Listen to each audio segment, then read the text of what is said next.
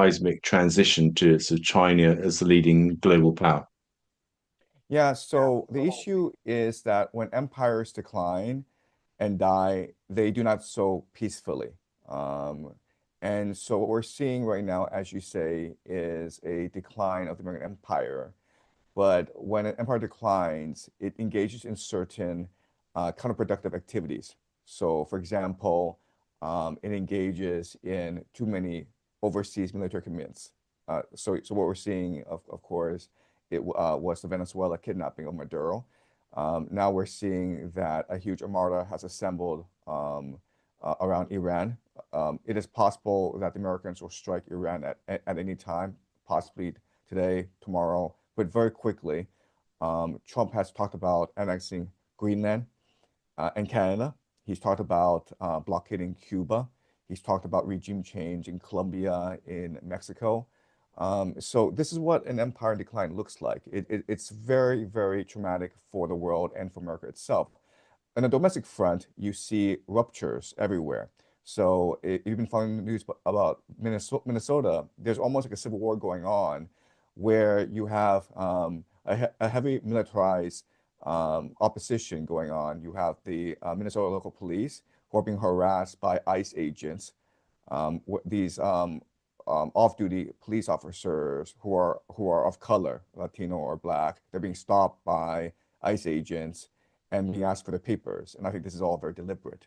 It's to provoke them. Tim Walz, who is a governor of Minnesota, has deployed the National Guard to guard certain buildings. So you have three possible forces: the local police, the National Guard, and the ICE and Border Control, all in Minneapolis right now.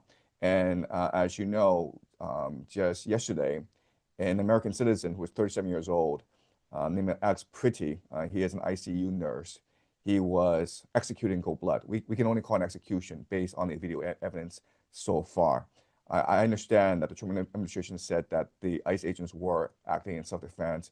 But if you just look at the videos, if you just look at eyewitness testimonies, he was a man who was disarmed and then he was shot in the back. And then the ICE agents start to round up eyewitnesses and confiscate their mobile phones. So it seems as though these ICE agents are, for whatever reason, they're trying to incite a civil war.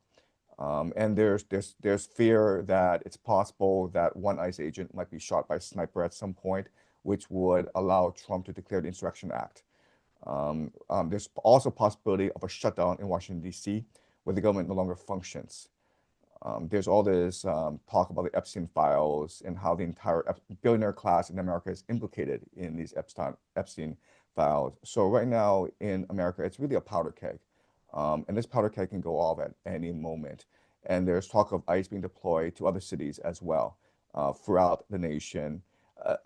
Again, Trump is just looking for any pretext right now to declare the Insurrection Act, which would allow him to delay the midterm elections.